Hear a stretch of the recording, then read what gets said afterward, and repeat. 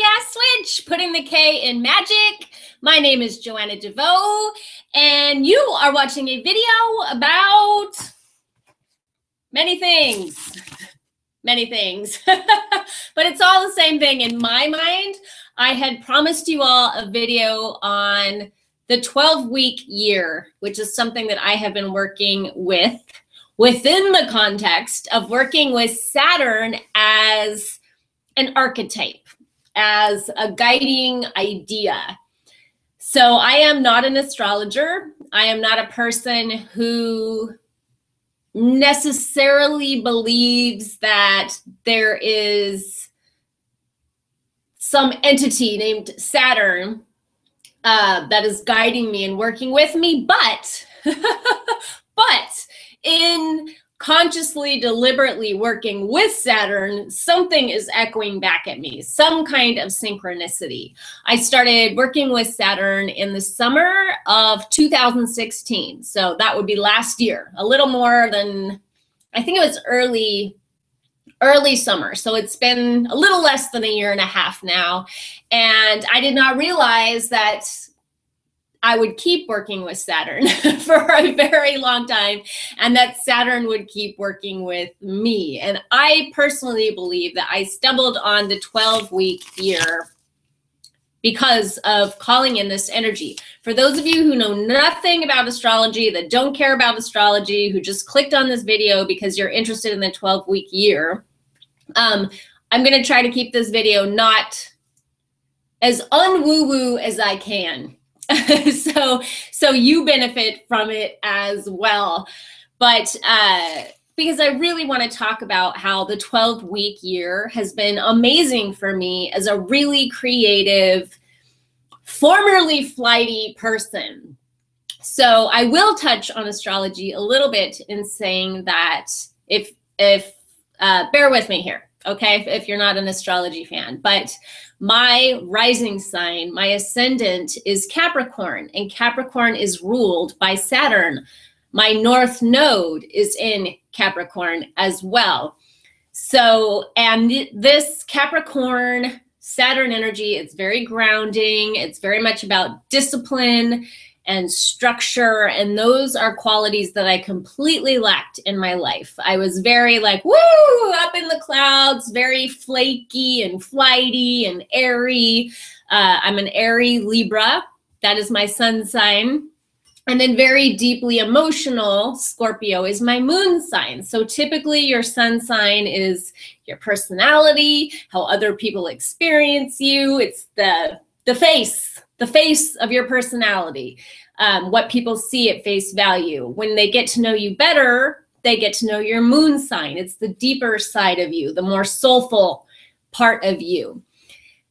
The way I, many years ago, learned about the rising sign, your ascendant, it's called both, is a little bit different than what I see people talking about. The way I see people talking about it now. The way people talk about it now is kind of like I see the sun sign. It's how other people experience you. It's your personality. So that kind of conflicts with what I learned when I first learned what the ascendant is, what your rising sign is. I learned that it's what you're growing into. It's a quality that you're aspiring to and that you'll grow into as you mature. That has been true for me. So I'm sticking with that definition. And so maybe it is how people experience you and your personality later in life, perhaps, or maybe you're a person who reached maturity at an early age. Or maybe I see it that way because, like I said, my north node is in Capricorn.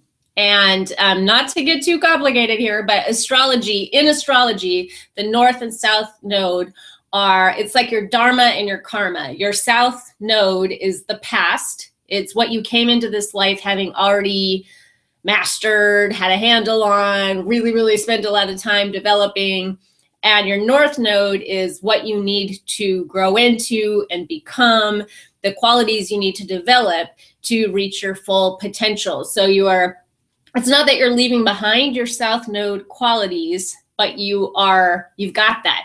You don't need to invest any more energy in it because it's innate to your personality. So now it's time to move away from that toward the North Node, the North Star, your guiding light. It's kind of like that, and start developing those qualities. So for me, working with Saturn has been profound in this way. It has really grounded all of my like, woo, super creative, like do all the things. It's been very grounding for me, and it has allowed me to accomplish a lot more. And I really believe in the structure of freedom, which is something I've talked about before on Hippie Witch, my podcast. I did an episode called The Structure of Freedom, because for me, putting structures into my life, getting organized, working with date books, planning my life, having a very regimented business, which I did for years. Everything happened like the newsletter went out this day, a video posted this day. That was like a container that allowed me to be free, that allowed my creativity to kind of run wild a little bit. I'm going to take a pause here to see if anybody has joined me. And yay! Oh my gosh! I haven't seen you in so long. Avalon Cameron, one of my first interviews. Hello, Joe. Big love. Big love to you.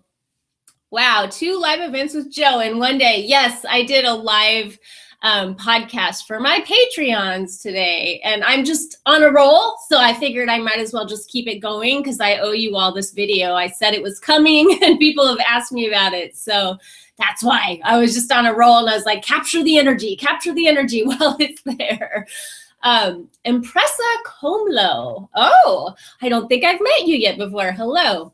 My family and I have been wondering when the hell all of the stuff we've been through will stop. 3 of my immediate family are Sag Suns and Rising. So I said, hopefully after December, we'll have relief. Yes, I was going to touch on that because Saturn enters Capricorn in December, and it's been hanging out in Sagittarius. So maybe you are right, but that's partly too why I wanted to incorporate Saturn into this video, because Saturn, like I said, rules Capricorn, and it's gonna be right at home. So no matter what kind of personality you are, this is an awesome time to work with Saturn. And I'm gonna talk about the 12-week year because that's a good way to do it. If it's interesting, I'm very woo-woo, but I'm also very, I like practical things. Like, I don't like things just to remain up in the realm of ideas. It's like, well, how do I work with Saturn? And I think that the 12-week year is not for everybody by any means, but that it's a good thing to experiment with, which is, again, why I'm bringing it up right now. Because if you play around with it a little bit right now, and then you decide you like it, it could be an amazing way to work with this period when Saturn is going to be in the sign of Capricorn, and I feel will like help your efforts along. So there's that. I've been told I'm a big flaming Capricorn by a random psychic at a psychic fair who was just walking past me. A big flaming, what would a flaming Capricorn be? As it's not a fire sign. I guess that just means like you are super Capricorny. You know it's Dale, right? I had an idea because of the humor, Dale. So maybe.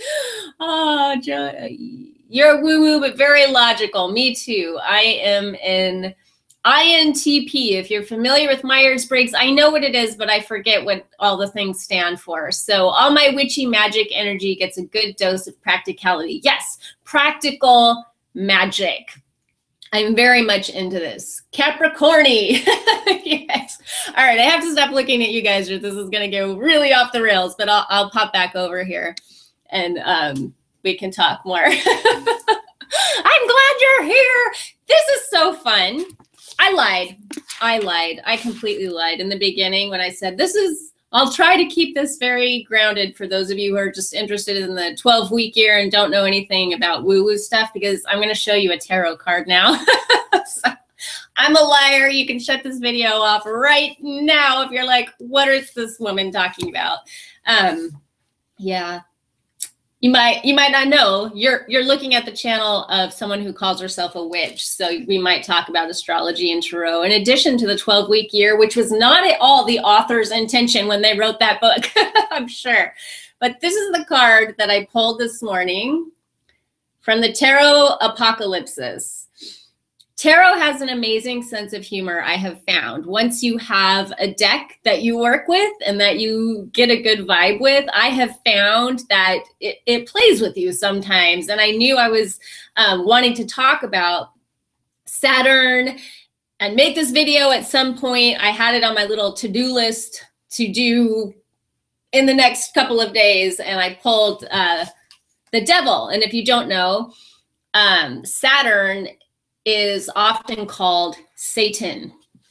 They are used interchangeably sometimes. And I think maybe now that I've been working with it for a while for a good reason, which I will talk about in a second. But here is, I have a lot of books all around me right now because I thought that might be helpful for me, but also for you to learn how to work with Saturn or to learn how to like harness the energy that's coming up and really like kick ass in your life. So this is The Inner Sky by Forrest. And he says, where did this go? I did not write it down. Saturn, the old astrologers sometimes called it Satan, the greater malefic. Even now, the ringed planet is often viewed as the cosmic Frankenstein. It is associated with depression and melancholia, with defeat, with loneliness and frustration. All that is true. It is an accurate description of the way Saturn manifests if we displease him.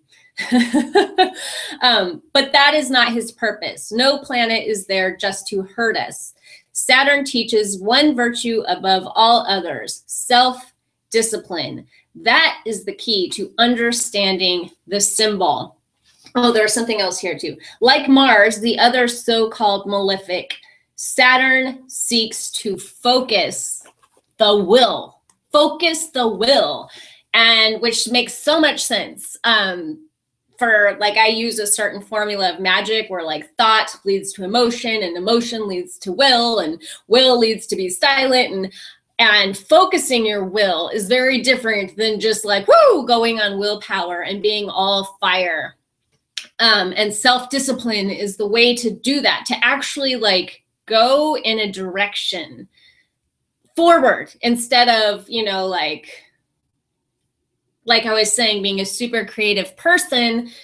A lot of people like this are attracted to me too, probably because like attracts like, but you know, like I'm a multi-passionate entrepreneur. I'm super creative. I have all these ideas. I have all these unfinished projects. Calling in Saturn is about like, whoo, getting focused, harnessing your will and going forward, like getting all of that energy focused on one point so you can actually move forward. And it's not a punishment, it's freedom in a sense, okay? So, and typically this is not what the devil card looks like, but this is interesting, right? He's kind of groovy. Whoop, and I dropped it. That is from the Tarot Apocalypsis, which is a deck I've been playing around with. I'll talk more about later. But typically the devil card, Satan, is shown in tarot as there's like a man and a woman. They're often like naked or scantily clad, and they're in hell with Satan, and he's got chains around their neck, and he's like holding the chains. You know, they've got like a choker of metal, and he's got them chained. And that is what I think the dark side of Saturn is, which is probably why maybe not everybody should work with this energy, because you might be a person who has created like too much structure and too much discipline, and maybe you're like super type A and everything has to be like and so you've created almost like a prison of your own making with that energy. So then you want to like break the chains and free yourself, right? So all of these energies, they behave in different ways depending on the person. It's just energy. We're just talking about energy. I like to think about these things as archetypes. So when I say I'm working with Saturn, I think I'm just bringing out that energy in myself. I'm just like developing a quality. I'm cultivating this quality that has been lying latent in me somewhere. And first it's like, I'm going to find it, and then I'm going to work with it. And then, like I said, synchronicities start like popping up, and it just kind of starts working back and forth with you and teaching you things. Staying on track here, let me think about this a little bit. So for me, I knew even before I was consciously working with Saturn that I was one of these people that needed, I knew my business needed some structure to it to be sustainable. And so I wouldn't like have excuses for why I you know, like a long period of time when I wasn't posting anything. I did not want to have one of those kind of businesses. I wanted to be very responsible and show up for people. So I created a structure, you know, like my videos go up every Thursday, and I do a podcast every Tuesday at noon, and my newsletter is going to go out on the weekend. And what happened for me when I started working with this book, this is just the cover of it. I take these off when I work with the book, but I wanted to show you that if you want to buy it in the store so you know what it looks like. Whoa, it's blown my mind. I've done one complete 12-week year, and I'm on my second right now, and it's teaching me so much, but it's really shown me trying to work with this, my first 12-week year, which is a 12-week period, is that these structures had become prisons for me in a way, because I have other projects that I want to work on. And so I really, by the end of that first 12-week year, I just let things go with intention. It was not me being lazy or procrastinating or losing my mojo. This book really helps you focus in on what your priorities are. And I started realizing that the structures I had put in place were like running me. And I was kind of like running in place just for the sake of keeping up with these structures. And they weren't really serving my greater purpose or projects that were a bigger priority to me.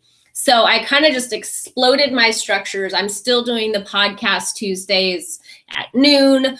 But I didn't do my newsletter for a couple of weeks, and I still haven't posted a mega vlog. The last mega vlog I did, I used to do one at the top every Thursday, the first Thursday of the month. I started working with this book, and the Thursday started being like the second Thursday of the month. And the last one was August. And then I haven't done one for September, and I haven't done one for October. Even though I love them, they're very time consuming. And as my priorities started sorting out, I was like, this can't be a part of my business anymore. So I think I'll do one more for like, you know, one last hurrah. And then I'm just going to start vlogging, doing like shorter, smaller vlogs when I feel like it, or popping up on here on a live stream like I am right now. And that felt very much like freedom to me. Before I move on to talking about that book, I want to show you this book, Saturn. This is the definitive book on Saturn as far as I know. Saturn, A New Look and an Old Devil by Liz Greene. This is an old copy from the 70s. And I'm going to need reading glasses for this because the type is very, very small. But I wanted to read a little piece of this to you. I think this book, I said it's the definitive book on Saturn. If you really want to understand the Saturn archetype and how it applies to your personal natal chart, like what house it's in and what other planets it's interacting with, this is awesome. And then just to understand it overall, I think it's a little bit outdated. And I also think it's sexist, even though it was written by a woman, simply for the fact that it's directed at men. It's like only talking about men, like you're a man as the reader. And I was like, is that just like a sign of the times? Did her publisher ask her to do that? Or Saturn is supposedly the Senex, the old man. James Hillman has an awesome piece on that. If you Google James Hillman and Senex, S-E-N-E-X, you can read more about Saturn, and that's free. That's something you can just look up online. but there's that.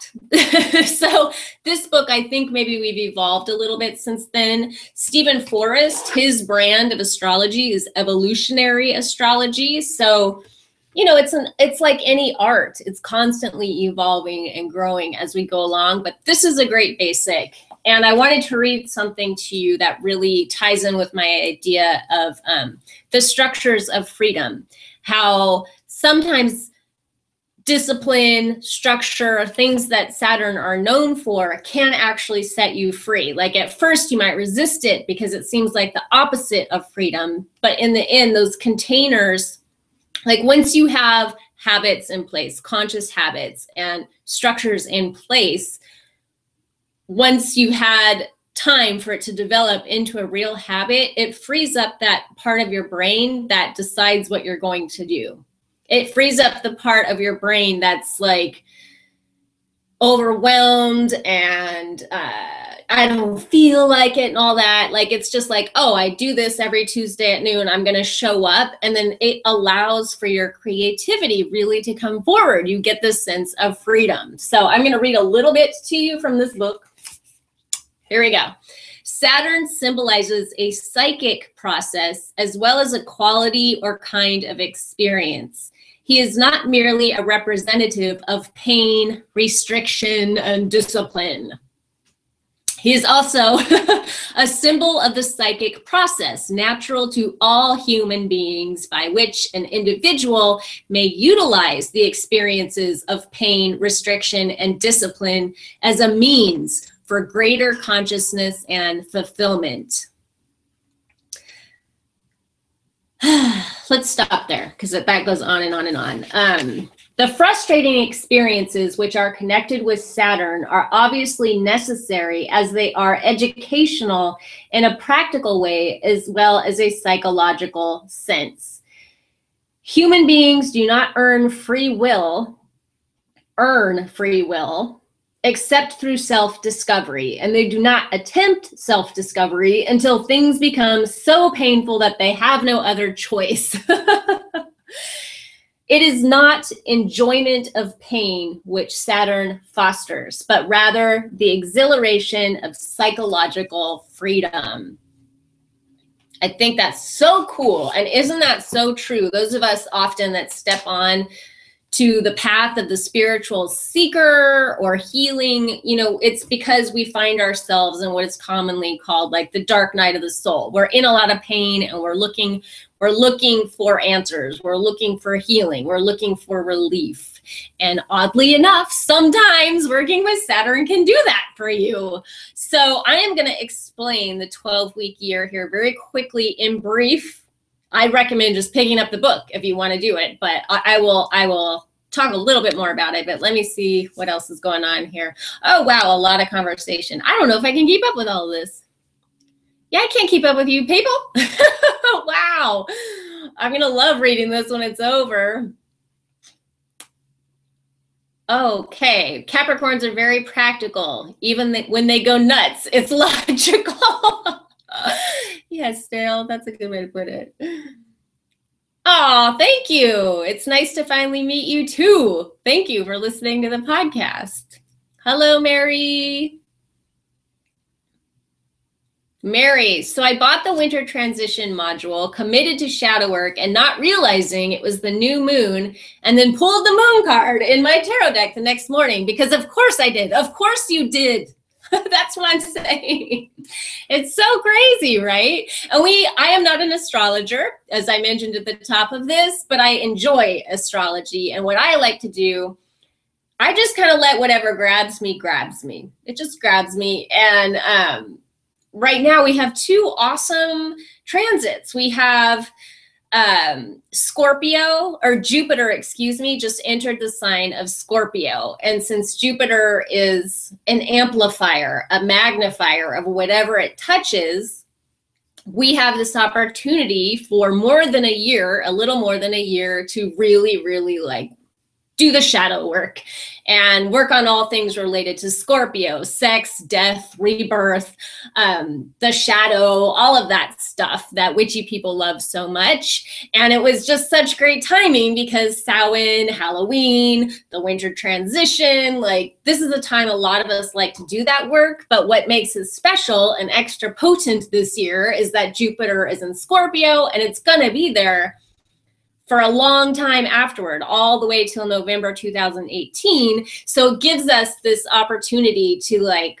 really, really heal some of those old patterns that stand in our way. I recommend just picking one thing to work on at a time, so you can really get into it. And then in December, I think December 19th, if I'm correct, December 19th, I think that is when Saturn enters the sign of Scorpio, and it's going to be there until 2020. So we have a long time to work with this energy, which is again why I'm recommending this book. So what is the structure you speak of? That's a joke, I think. I think this is the great lesson Saturn has taught me. Discipline and routine. Yes, and there's other lessons that Saturn can teach you. The first thing that really hit home for me was fear. And Saturn is a very feared figure. And for me, it brought up fears. And for me, they were fears that I didn't even know I had that were standing in my way of moving forward, and maybe why I had a lot of chaos in place. Sometimes we can be very tricky, elaborate procrastinators. I notice this with my coaching calls a lot. When I'm working with coaching clients, I'll be like, they'll like tell me a big story or something, and I can see they have a blind spot, because we all have a blind spot. That's why it's good to work with a coach or a good friend around things that you're struggling with. But I'll be like, that sounds like an elaborate form of procrastination to me. That's like one of my taglines now, because, you know, like for me, I just created a lot of chaos. I'm so busy. I have all these projects. I just like to let my creativity flow. And Saturn really showed me, oh, that's just fear. You're just procrastinating. What would happen if you took all that away? Oh, well, then you have to face what you're afraid of, which is moving forward and all that comes with that. Whatever attention you might receive, whatever failure, whatever success, the intensity of manifesting and intention, all of that. So it represents different things. He has different names. He's known as the Lord of Karma. I don't put a lot of energy in karma myself in the way that, you know, like karma's a bitch. I know plenty of people. I can think of a very famous world leader right now who falls into this, but people who have done terrible things and don't seem to suffer the consequences from the outside looking in. They may be tortured inside, I don't know. But that idea of like karma's a bitch and like everything comes back around to you, I don't know. I think more of karma as cause and effect. And then working with Saturn is very much about that. So that's how I experience it. Having lupus and a ruptured disc, remembering that I should never let what I can't do interfere with what I can do. That's really interesting too, because I'm reading people's comments. For those of you who are like, why is where did that come from? I'm reading someone's comment right now. Saturn also rules joints, bones, skin, and teeth. And here's the crazy thing about that. I have extreme problems with all of those things. So I personally am going to be using this time period between December and whenever 2020 to really look. I've already begun on the back issue. That really started for me late spring or early summer this year. But I'm really looking to get to heal those things, to finally fix my teeth and to heal my back and some issues I have, so that I'm not, you know, in pain for the rest of my life, and Saturn again with pain and all of that. So that might be interesting for you if you're dealing with some health problems like that. You can explore if you're not familiar with astrology, what you want to do is you want to see what house on your natal chart Saturn will be in. And you can get a free natal chart at astro.com or astrotheme.com. They're different. I recommend doing both if you're really interested in this. They give totally different, the same astrology, but it's like presented in a different way, and they're both really beneficial. But basically you want to see what house Saturn is in so you can see what area of your life he's going to be ruling. So it might be the career area of your life or the health area of your life. I think you can work with this energy just in general, or however you feel like it, or not at all. But if you want to get very specific and astrological about it, that's how I would do it. Let's see. Yeah, synchronicity, man. I think when synchronicity is happening a lot for you, that's a sign. It's guidance, but it's also like, yes, you're in the flow, you're on the right track, we're talking to you, we're here. And I love that feeling. Ooh, structure. Mary, I want to add some structure to pursue self-publishing this year. I wonder if this book would help. Yes, Mary, I'm telling you, yes. And I promise I'll get around to talking about it in a second. Yes, yes, yes, yes, yes, yes. I feel like, again, it's not for everyone, but it's definitely worth experimenting with. It's definitely worth seeing if it's for you, and it could absolutely help with any writer. Yes, yes. I also recommend, if you are writing fiction, to look into Robert McKee's book, Story, which is actually the book that first got me on structure. It was as a writer that I was, I was a screenwriter before I found Story, but I feel like that's the book that made me an excellent screenwriter. And then I applied it to my songwriting. I made good money writing songs for other people. And then I wrote for my own band. And I started using it writing fiction, like this novel series. And then I started seeing how it applies to life. As all things do. How you do anything is how you do everything. So that book is an amazing book for writers that are interested in structure, but that's the structure of your writing. This book is going to be more about the structure of your time and getting the book done. Editing and copyright. Okay, you guys are awesome. I can't keep up with all these comments. I'm going to have to circle back, but let me make sure there's no question. You're all talking amongst yourself. Psychological freedom sounds awesome. Yeah. Yep. Hi, Miranda. Hi. Yay. That's funny. I'm working with my saboteur first thing. Yeah, well, this book will show you how your saboteur is sabotaging you. You'll figure it out really, really fast. Can you put links of those astrology sites in the notes of this video, please and thank you. I will try to remember to do that after when I'm done. Or you can email me and be like, hey, where are those links? But again, it's Astro. I think you're asking me about the astrology. Astro.com or Astrotheme, T-H-E-M-E, astrotheme.com. Okay, I'm moving on. Lisa, or Leanna, what is the last book you said? Story, that's the name of it. It's just Story by Robert McKee. I think it's the Bible of writing. I think it's amazing. I have a friend who's a writer who does not agree. So I guess it depends. It depends on you. Like, not everything is for everybody. I just recommend it constantly because I think it's amazing. Okay, Saul, let me stop looking at you because I could just get sucked down that wormhole. So here is my copy of the 12-week year. I really abuse my books when I'm into it. And this is a book I just keep on hand because it just helps. Mine is very highlighted, and it helps to just flip to a page, you know, for a little bit of inspiration to stay on track or to look something up if I'm kind of struggling. It's a very simple formula. On the cover here, I have a quote. Well, I have strive for excellence, not perfection.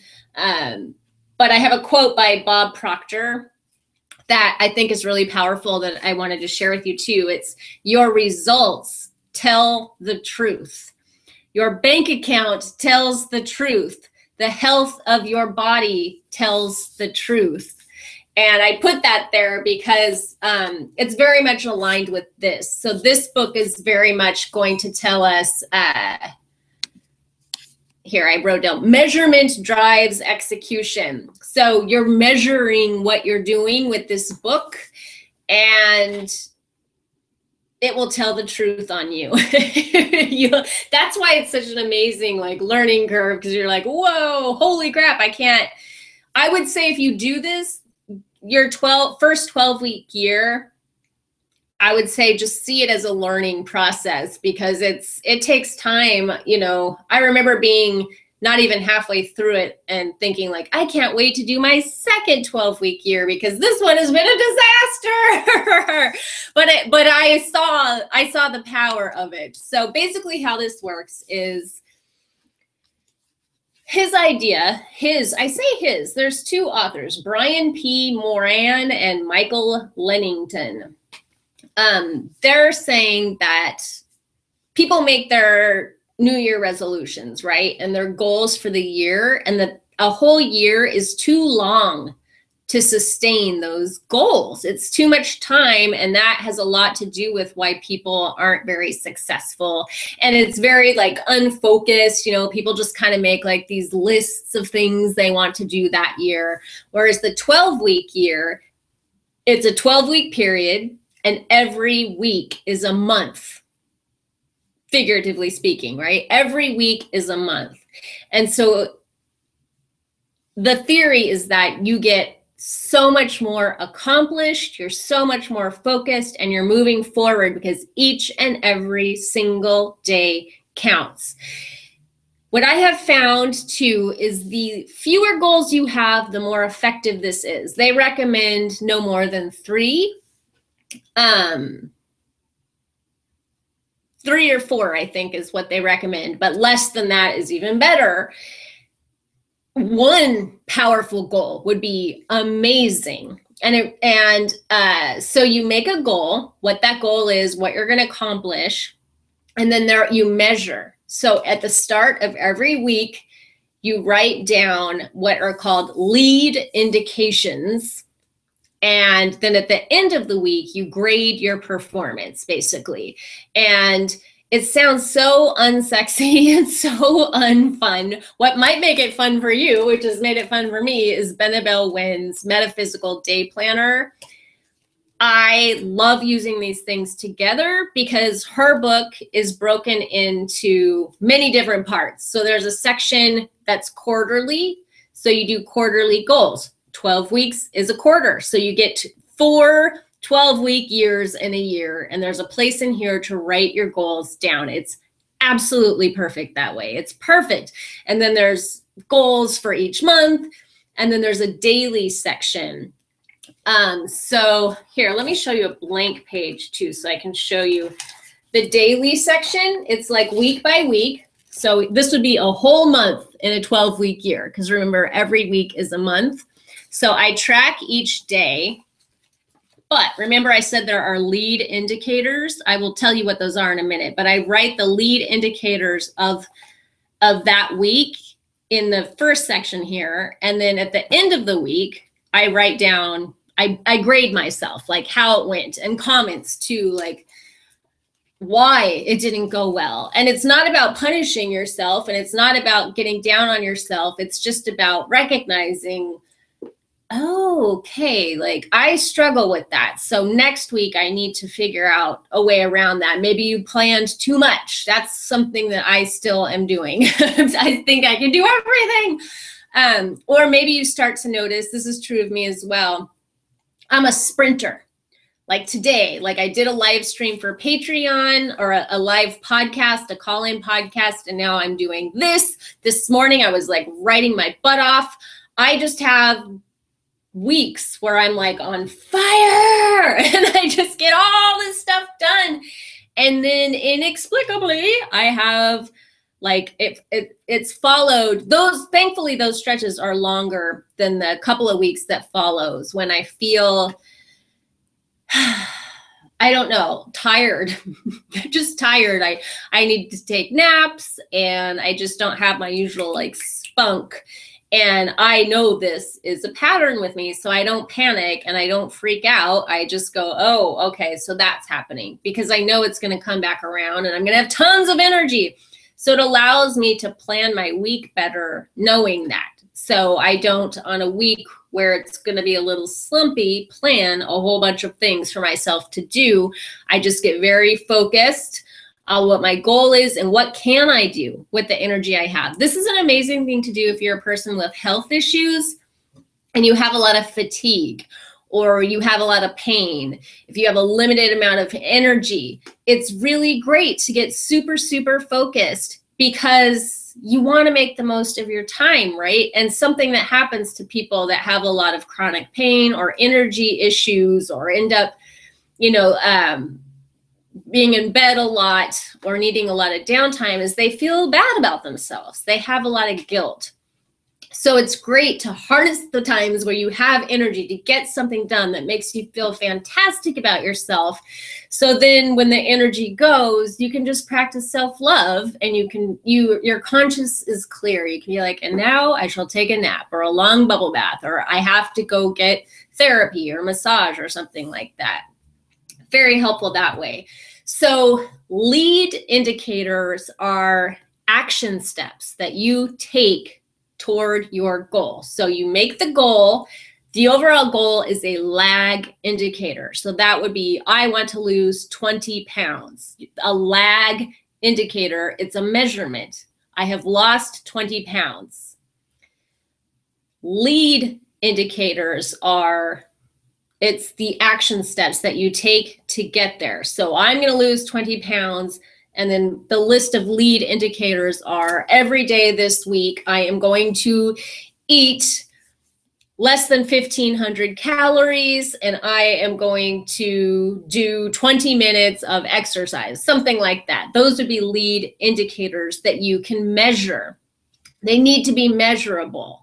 So it's going to take you to the lag indicator, but first you have to do, those are the things that you want on your kind of to-do list for the week that you can measure, that are structured in place. And so you know that this is happening, this needs to happen to meet your goal. And this book does not suggest that you have to meet 100% of your lead indicators. Like, you don't have to do this 100% perfect. You can still reach your goal with a performance of about 70%. And you'll find that your performance percentage, it increases. So if you have a week where you really blew things off and got off track, and you might have only been like at 25%, then you can take time and study that week and be like, what went wrong? Why did this go this way? So that maybe you can plan to kick ass and raise your average in the next week. So have I explained this well? I don't know. Here's a quote. I have a lot of quotes, like little highlighted bits. The barrier standing between you and the life you are capable of living is a lack of consistent execution, consistent being the key word, I think, and execution. But effective execution will set you free. There's that word again, structure leading to freedom. It is the path to accomplish the things you desire. And the great thing about this too is you get more done, because we get ahead of ourselves. We get impatient. We want to do all the things right now. And you just can't. That's not possible. But somehow we get it twisted in our minds that if we let that book we want to write, if we let that book go for now, that we're just letting it go forever. And that's not true. Maybe you need to let that book go for only this 12-week year. That's only 3 months. That's only 1 quarter, so that you can get this other thing done. So you can get your website designed, and you focus all your energy in that 12-week year. You get an amazing kick-ass website designed with testimonials and samples of your work or whatever it's going to be. And then the next 12-week year, you get to devote to writing your book. Guess what? You have 2 more 12-week years after that in a typical year-long period. And think about how much you could get done that way. If you only had like 1 to 3 goals for every 12-week period, like that's moving fast, that's moving forward. And that's, you know, if you have all these things you want to do, you're just prioritizing. You're just picking one thing at a time and you're getting it done and you're getting some forward momentum happening for yourself. And once momentum starts to kick in, that's an energy that really like carries you and gets that enthusiasm going. I lost something I was gonna say. Maybe it'll come back to me. Let me see what you guys are saying and maybe it'll pop back into my head. Oh, what am I jumping into? There's a conversation going and the word autopsy just, this is definitely sounding like something I need. It's so helpful. It's really been so helpful for me. It's, again, worth just checking out. I just got struck by the idea fairy. Here we go again. Yes. See, this is a great thing to do too, is to keep a list of all your babies, all your things, all your ideas, all the things that the idea fairy gives you. They don't have to die. They don't have to go away. You can keep them on a list so you know they're there, but they're just not your priority for this 1 12-week year. That's all. They just aren't getting that like 3-month segment of your time, but they're all there. So you don't have to take up headspace worrying about it. I want to recommend to some other, let's say you want to do this, like you want to do the 12-week year and you really want to invest in it. Greg McKeown's book, Essentialism. I have the audiobook of that and I listened to it once before. And it didn't all go in. Like I just listened while I was cleaning and stuff. I busted it back out when I was doing my 12-week year and it was very helpful because essentialism is really about prioritizing. And what you learn is essentialism when you're working with this process. So I found that was very supportive to me when I was doing this work. And then Mel Robbins has an audiobook too, which is spectacular because she's such a talker. She just talks her face off in a really entertaining way. Maybe the best ebook I have ever heard in my life, called the 5-second launch. No, the 5-second rule. Sorry, I'm screwing it up. The 5-second rule. And that is, it's really just like a psychological trick to get yourself up into action.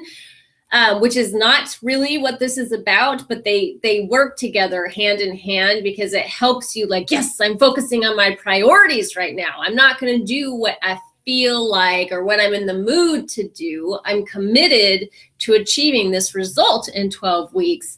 5, 4, 3, 2, 1, get off your ass and write your book. So those 2 audiobooks are awesome to listen to when you're cleaning your house or exercising or you're on a long drive, just to keep you in the headspace of the 12-week year. I found they worked awesome. You can use any date book or planner. I just happened to like this one. This is not my main planner. The one I got, you can get different sizes of this. It's huge. It's spiral bound. I don't like a spiral bound book for my everyday planner. So this is something that I use at the end of the day to write how my day went. And then, like I said, to plan my weeks. So I use it to plan, but then I have my regular date book that I love for whatever, my coaching clients, what I have to do that day, my day-to-day life. Have I mentioned everything I want to mention to you? I'm looking around. I don't know. Let me give my brain a break here and see what you all are saying.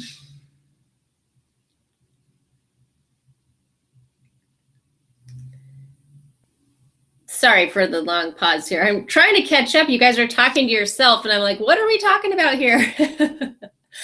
I thought there was a lot of smart, practical stuff in the book. I don't know what book Moran is talking about because I'm way down in the conversation. Oh, Getting Things Done. Yes, that is a great book, Mary. That's a good book and that's a good recommendation. I think what this book does, the 12-week year, is it just gives you, a structure. And again, it comes back to Saturn for me. It gives you like a little container for what you're doing. And I just have found it to be so revealing. That's the main reason I recommend this book, because it's going to teach you so much about yourself. Even if you get to the end of it and you're like, I am never doing that again. I hate it. You're still going to learn something about yourself. Like, why do you hate it? And also, do you hate it because you're resisting your own power? Do you hate it because you're resisting your own dreams and goals? Or do you hate it just because it's against your nature and you need a more loose lifestyle and you tend to move forward anyway? I like to think about the Chariot card in Tarot. If you know the Chariot, it's a guy riding a chariot and there's a black horse and a white horse. I think of that as like two conflicting projects or ideas or desires, right? And the horse is just like, want to run free. And like, you know, they'll tear you apart if you let them like run off in different directions. So the job of the Chariot is to bring the horses together and get them on board and going in the same direction. And I think that that's what this book does. It gets you going forward in one direction. So you get that experience of momentum. One of the most disheartening things for a really creative person is low self-esteem and losing faith in yourself because you don't get anything done, because you have all these unfinished projects and people stop believing in you. They're like, oh yeah, okay, another idea. So it really helps to like start getting things done like one step at a time and getting that momentum going, because it really builds your self-belief, it builds up your self-esteem, and it gets some energy rolling, and then you're really off and rolling and you're getting things done, which is exciting. Oh, the 12-week year. So you're saying you did it, Miranda, or you read it. Okay. So I think I'm just going to start rambling now. So I'm probably just going to wrap this up. Yes. Okay. There's a lot of smart and practical stuff in the 12-week year. Yeah. One thing I don't do that they recommend is have a group. Like, I think they want you to get into their group. Maybe this is not a book that is pushing their agenda on you or like, sign up for our group, sign up for our group. But there is a section where they're encouraging you to meet every week with a friend or a group of people to hold yourself accountable. I naturally have a lot of accountability. I am very driven that way. And so for me, I've just gotten a lot out of it without having a group or without having a buddy. I just check in with my trusty metaphysical planner at the end of the day. And then again, you know, at the start of every week. And I can see like, ooh, I did not do that the way that I thought I was going to do. And that is enough to hold me accountable. So I think you skimmed it. Weber BR, my self-esteem is very low right now. I am very sorry to hear that, because I know that can be kind of like the pit of despair. And then you don't, it's self-perpetuating. Low self-esteem begets low self-esteem. Like, you feel like shit, and that makes you feel like more shit. Then that makes you feel like shit. It just keeps going and going and going. And again, I think like a book like this is awesome because it gives you like a ladder out. It just gives you steps that you can take to find your way out. And it's actionable, you know, like people will be like, oh, you have low self-esteem, you need to love yourself. What does that mean? You need to love yourself. I give away a free ebook on self-love, you know, hippie witch, peace, love, and all that good shit. And there are actionable steps to creating self-love for yourself, because I think self-love it's so flabby the way that we describe, you know, it's like, oh, take a bubble bath, which can be a very self-loving thing to do, or talk to yourself nicely. Yes, very self-loving, but also too, taking responsibility for your life and taking yourself seriously and your dreams seriously and putting some energy and action behind that can be one of the quickest ways to raise your self-esteem. And again, that's self-perpetuating. High self-esteem leads to more self-esteem, and it builds no matter what. That's why I like the metaphor of a vortex. You'll hear Abraham Hicks talk about being in the vortex. You can be in a negative vortex or a positive vortex. You can be in a vortex that fuels your dreams, or you can be one that's like the drain in your bathtub, like, wah, and it pulls you down, because energy begets energy. So the trick is to get yourself just one step out, like, and climb out, and then you get that momentum going, and it creates like a power vortex that keeps you going. And I love that. Okay, yeah, I'm leaving too now. So goodbye, everybody. Much love to you. I hope you got something out of this. It was really just a long, elaborate, yay, 12-week year. I'm loving it. I'm working with it. I'll be working with it for a long time if you want to compare notes. And until we meet again, much love to you. Peace.